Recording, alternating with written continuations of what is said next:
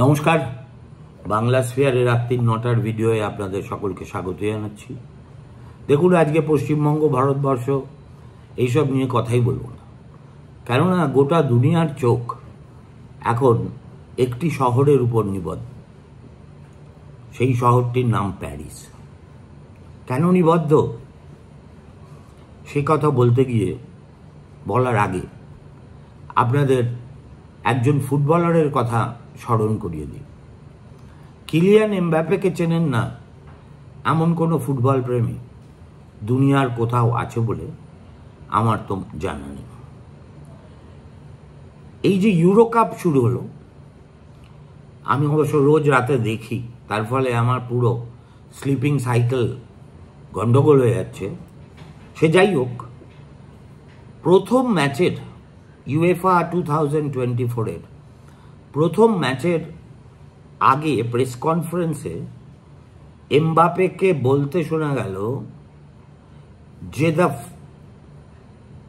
শুধু বলতে শোনা গেল না, একটা ওয়ার্নিংয়ের মতো করে তিনি কথাগুলো বললেন। সেটা হচ্ছে, extremes are at the gates of power. I do not want to represent a country that does not correspond to my values or our values. Marcus Thuram, এর বাবাও লিলিয়ান থুরাম একসময় খুব নামজাদা ফুটবলার ছিলেন, ফরাসি দলেই খেলতেন। তিনি আবার আরও এক ধাপ এগিয়ে গিয়ে ফ্রান্সের মানুষের কাছে উদাত্ত আহ্বান জানিয়েছেন যাতে তারা দলে দলে ভোট দিয়ে লিপানের ন্যাশনাল পার্টির ক্ষমতা দখলের রাস্তাটা আটকে দেন। এর ফলে কতটা কাজ হবে, আদৌ হবে কিনা সেটা আমি বলতে পারি না। তবে আজকে ফ্রান্সে তাদের সংসদীয় নির্বাচনের দ্বিতীয় এবং চূড়ান্ত দিন। ইরানের মতোই এই ফ্রান্সেও ভোট দু দফায় হয়। প্রথম দফায় যদি কেউ 50% বেশি ভোট পেয়ে যায়, তাহলে সেই প্রার্থী নির্বাচিত বলে গণ্য হন। আর যদি না পান, তাহলে তাদের প্রত্যেককে সেকেন্ড রাউন্ডে আবার প্রতিদ্বন্দ্বিতা করতে হয়।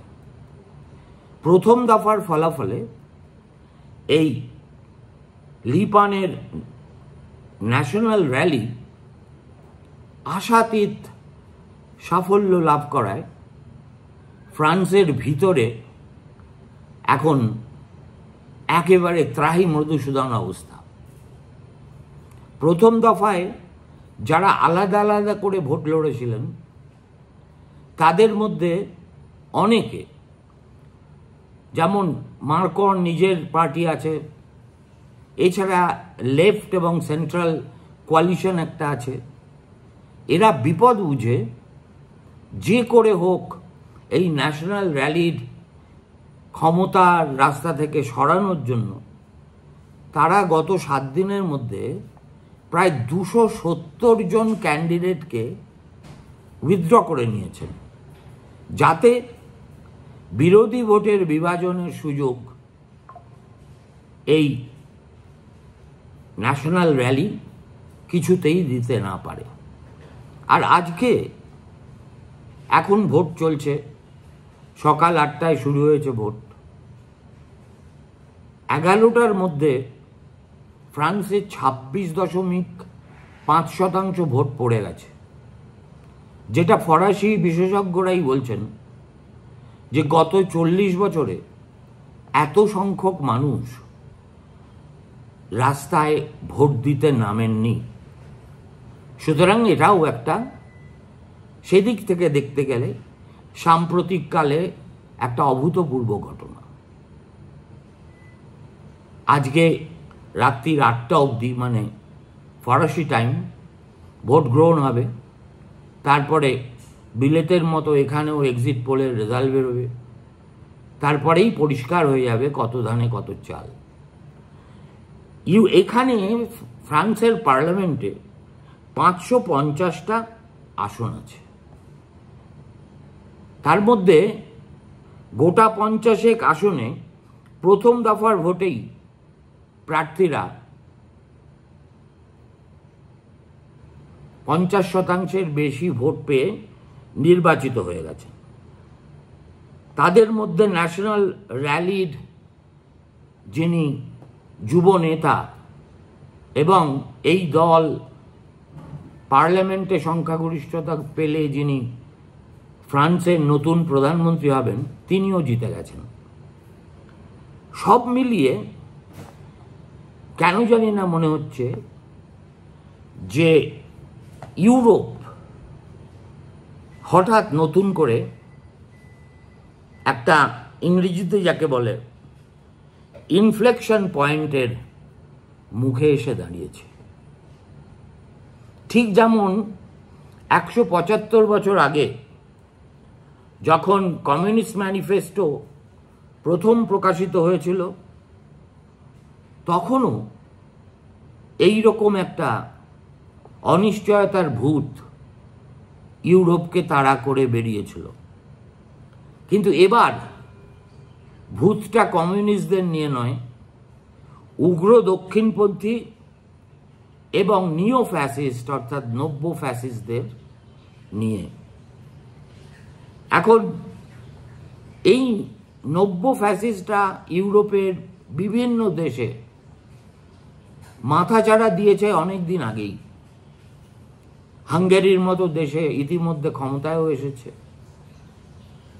কিন্তু সার্বিকভাবে ইউরোপ জুড়ে তারা যে এখন একটা প্রধান শক্তি হবার মুখে দাঁড়িয়ে আছে, সেটা বোঝা গেল এই কিছুদিন আগে শেষ হওয়া ইউরোপিয়ান ইউনিয়নের ইলেকশনে, যেখানে দেখা গেল এই দক্ষিণপন্থীরা এবং নিও ফ্যাসিবাদীরা সব দেশেই তাদের ট্র্যাডিশনাল পলিটিক্যাল কম্পিটিটরদের অনেক পিছনে ফেলে আসনে জয়ী হয়েছেন। গার্ডিয়ান পত্রিকায় একজন চমৎকার কলামনিস্ট আছেন, তার নাম হচ্ছে টিমোথি গর্টন ন্যাশ। এই যে ইউরোপে একটা নিও ফ্যাসিজমকে নিয়ে তৈরি হওয়া বিপদ, সে সম্পর্কে টিমোথি লিখছেন, অ্যান্ড প্যারিস,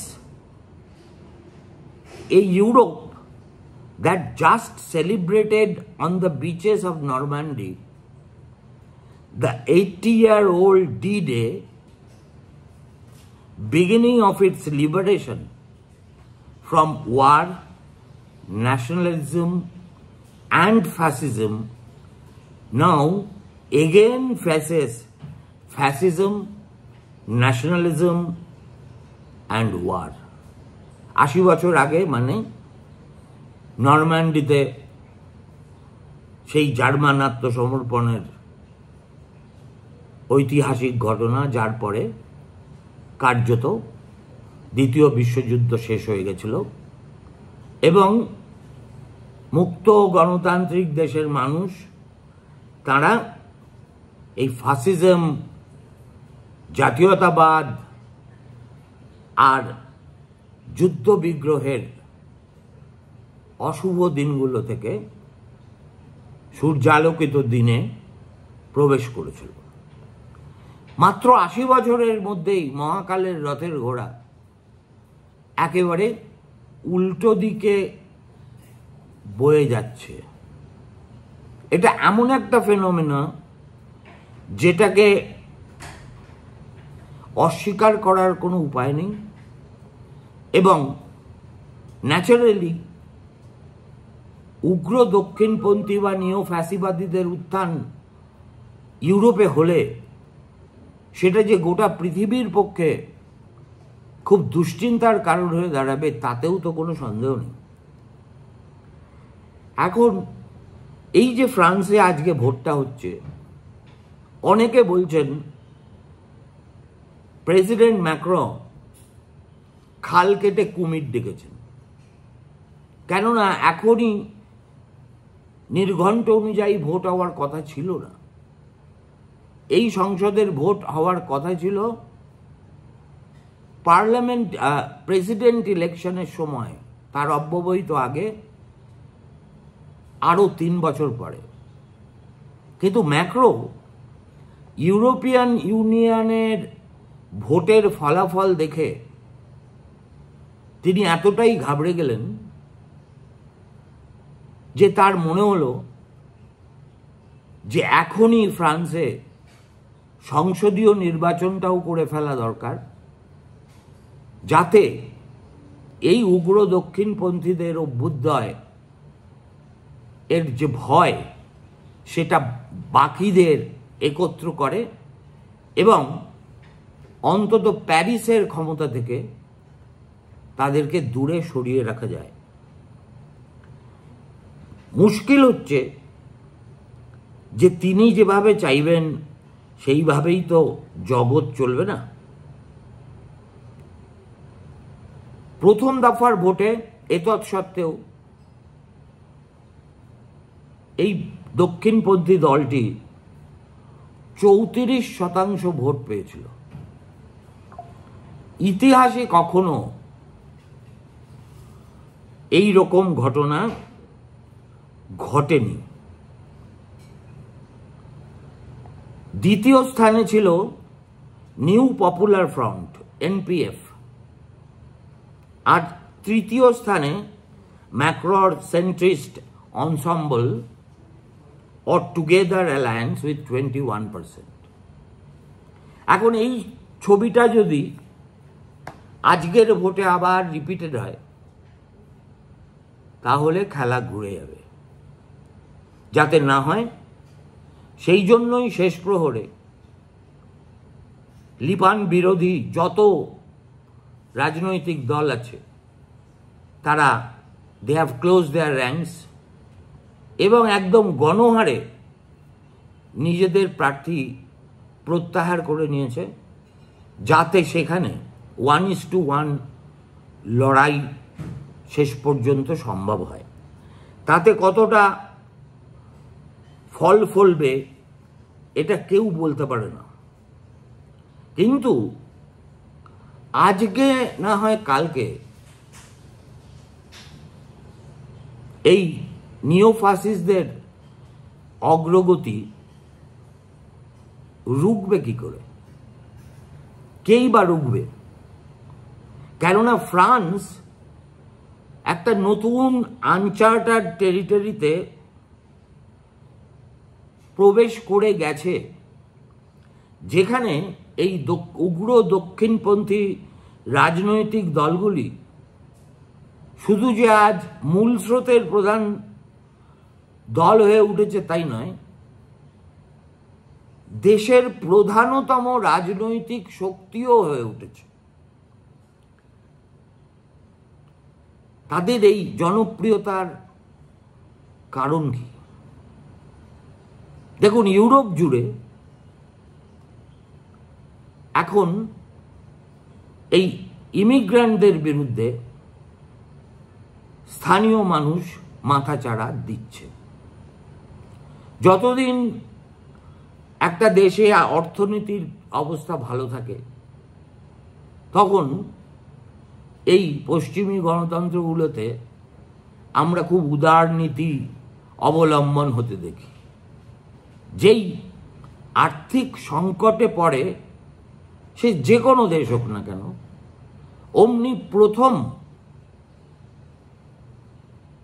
চোটটা গিয়ে পড়ে বিদেশ থেকে আসা অভিবাসীদের উপর। আর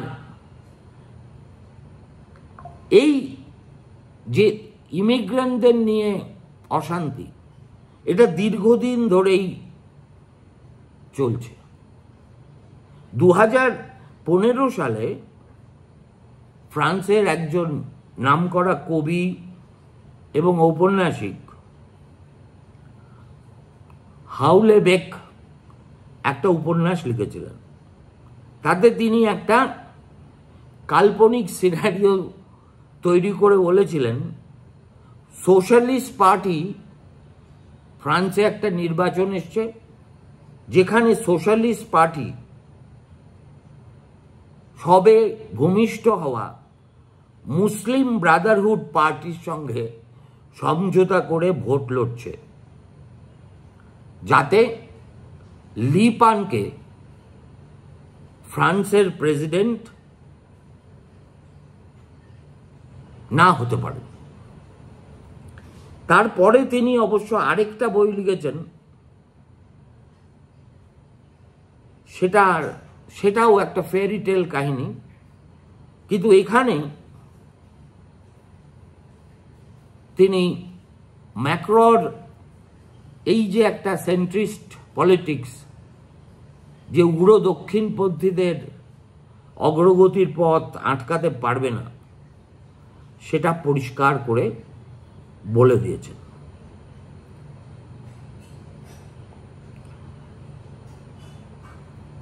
এখন এটা কি শুধুমাত্র ফ্রান্সের চিত্র? আদৌ নয়। এই তো কিছুদিন আগে ইটালিতে গিয়ে আমাদের প্রধানমন্ত্রী নরেন্দ্র মোদী যে সুন্দরী ভদ্রমহিলার সঙ্গে ছবি তুললেন সেলফিতে, ইটালির সেই নির্বাচিত প্রধানমন্ত্রী মহিলা জর্জিয়া মেলোনি মুসোলিনির পরে, বেনিতো মুসোলিনির পরে, আর ঠিক মুসোলিনির 100 বছর পরে একজন উগ্র দক্ষিণপন্থী ইতালির প্রধানমন্ত্রী হয়েছেন।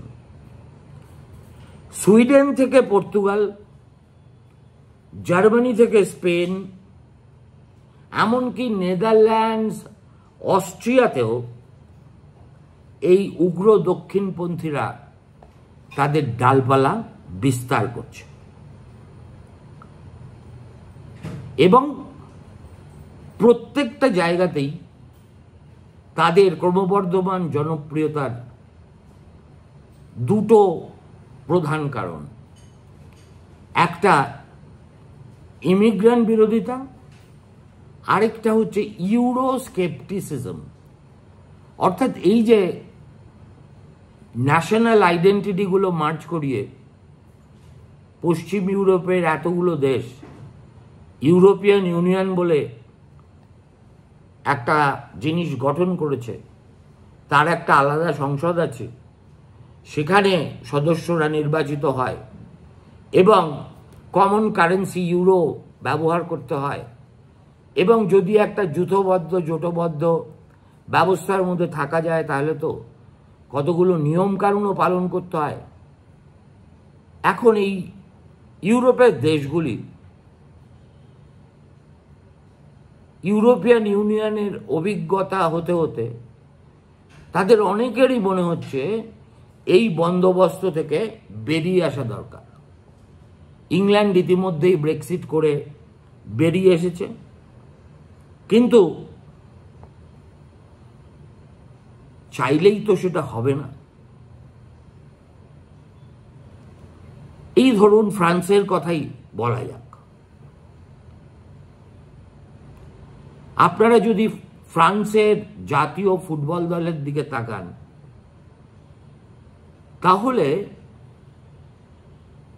একজন শ্বেতাঙ্গ প্লেয়ারকে খুঁজে বার করতেও আপনাকে খুব কষ্ট পেতে হবে, কেননা ফ্রান্সের হয়ে যারা খেলেন তারা আদতে হয় আফ্রিকান, নয় আরব, আর নয় অ্যান্টিলিয়ান বংশোদ্ভূত। তাদের মধ্যে যেমন কিলিয়ান এমবাপে আছেন, থিওরি অঁরি আছেন এবং জিনাদিন জিদানও আছেন। প্রশ্ন হলো, এরা ফ্রান্সের জন্য ফুটবলের ময়দানে নিজেদের বাপচোদ্দ পুরুষের জাতিসত্তাকে ভুলে ফ্রান্সের নাগরিক হিসেবে লড়াই করে, কিন্তু ফ্রান্সের যে সমাজ, সেই সমাজে তারা দুটো তিনটে প্রজন্ম ধরে থাকা সত্ত্বেও সেইভাবে আজ পর্যন্ত ইন্টিগ্রেটেড হতে পেরেছে কি? দেখুন, এ ব্যাপারে ফ্রেঞ্চ ফুটবলার কারিম বেনজেমা আপনাদের অনেকটাই স্মরণে থাকতে পারে। অসাধারণ সুপুরুষ একজন প্লেয়ার, দাড়িওয়ালা। তিনি এই গোটা বাস্তব অবস্থাটাকে একটা চমৎকার মন্তব্য দিয়ে এক্সপ্লেন করেছিলেন। সাংবাদিকদের তিনি বলেছিলেন, if I score I am French, if I don't I am an Arab. এই মন্তব্যটার মধ্যে খুব প্রফাউন্ড মন্তব্য, কিন্তু এই মন্তব্যের মধ্যেই বাস্তব চিত্রটা নিহিত আছে। আমি যদি ফ্রান্সের হয়ে গোল করি তাহলে আমি ফ্রেঞ্চ, আর যদি না পারি তাহলে আমি আরব।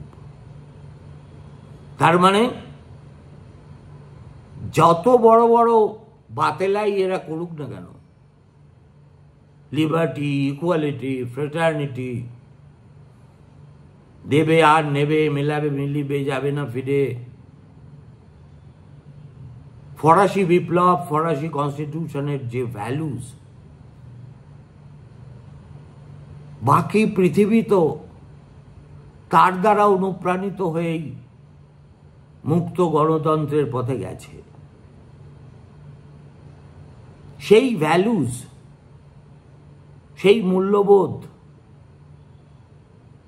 ধীরে ধীরে ধীরে ধীরে অপশ্রিয়মান। তার জায়গায় সেই এক সময় শ্বেতাঙ্গ কলোনিয়াল প্রভুরা নিজেদের ভৌগোলিক সীমানার বাইরে গিয়ে কখনো কৃষ্ণাঙ্গদের, কখনো আরবদের, কখনো এশিয়ানদের, কখনো ল্যাটিন আমেরিকায় এরা কলোনি তো গড়েছিলেন, যার একমাত্র কাজ ছিল শক্ত হাতে শাসন আর শোষণ। আজকে এই যে ইমিগ্রেশন সমস্যা ইউরোপ জুড়ে,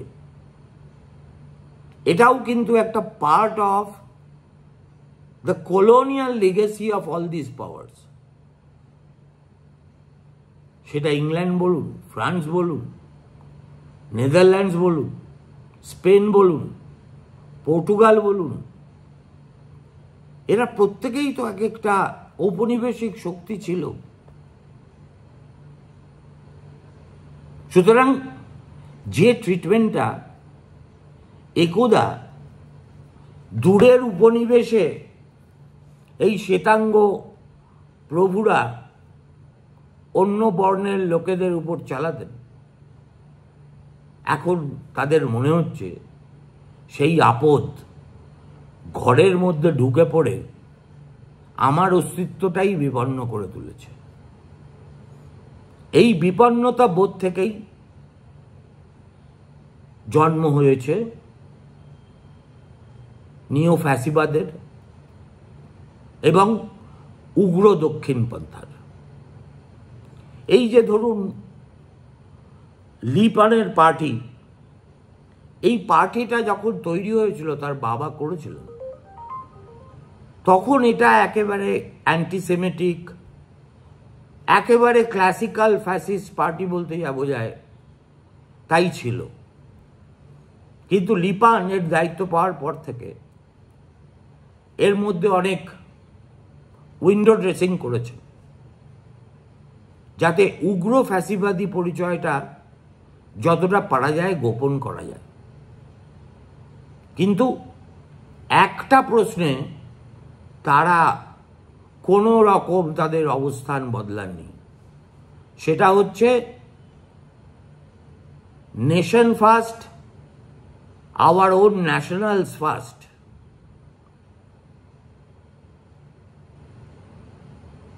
আর আজকে 50 বছর আগে এই স্লোগানটাকে ইউরোপে কোনো একটা ফ্রিঞ্জ পলিটিক্যাল এলিমেন্টের ব্যর্থ আর্তনাদ বলে মনে করা হতো। আজ সেটাই সবচেয়ে সোচ্চারে ঘোষিত হওয়া কলরবে পরিণত হয়েছে। রাত পোয়ালে ফ্রান্সের ভোটের ফলাফল কি দাঁড়ায় সেটা দেখার জন্য অধীর আগ্রহে বাকি পৃথিবী তাকিয়ে আছে। কেননা প্যারিসের গুরুত্বটা এতখানি যে বলা যেতে পারে একটা ভূমিকম্প হলে তার যেমন একটা এপিসেন্টার থাকে, প্যারিস হচ্ছে গোটা ইউরোপের, পশ্চিম ইউরোপের সেই সিসমিক জোনের একমাত্র এপিসেন্টার। ফলে কি হয় কি হয় কি হয় কি হয় ভাব নিয়ে আজকে রাত্রিরে সবাইকে শুতে যেতে হবে। ভালো থাকবেন, নমস্কার।